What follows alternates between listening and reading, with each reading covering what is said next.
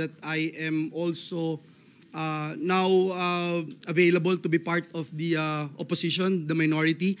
Indeed, it's a great honor and privilege, karangalang napakalaki bilang isang anak ng isang Bulakenyo na makapaglingkod bilang inyong majority leader dito sa Senado. Karangalan po natin makapaglingkod under the leadership of then Senate President Mig Zubiri, then Senate President Chis Escudero, na talagang nagtiwala din po sa atin. Muli, maraming salamat sa ating mga kasamahan dito sa Senado for all your trust and confidence to this representation.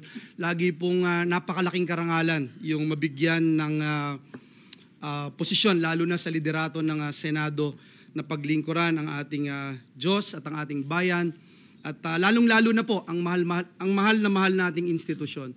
Kanina po kasama po ako with Your Honor, the presiding officer and Senate President and the Majority Leader doon sa meeting natin kanina for this very smooth transition.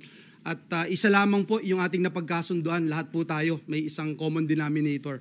At yun ay protektahan at siguruhin na ang institusyon na pinakamamahal natin ay laging mas mataas yung ating pagtingin na paglilingkod. Kaya sabi po nung Romans 8:28, all things work together for good for those who love the Lord. At sinasalamin po yan ng mga kasamahan natin dito sa bulwagan ito.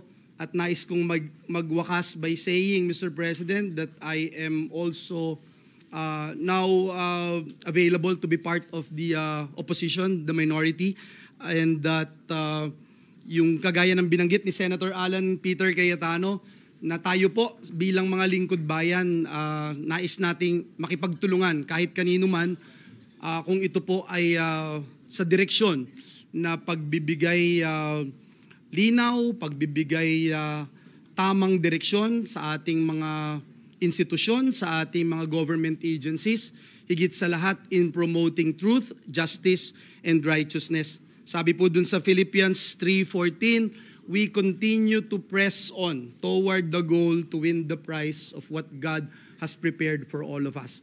Kaya muli, congratulations sa ating Senate President Tito Soto sa bagong liderato ng Senado. Kami po ay magiging kakatuwang ninyo sa paglilingkod sa ating Diyos at sa bayan.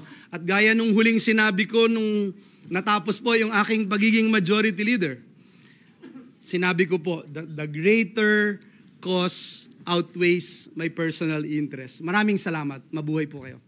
Thank you, Senator Villanueva.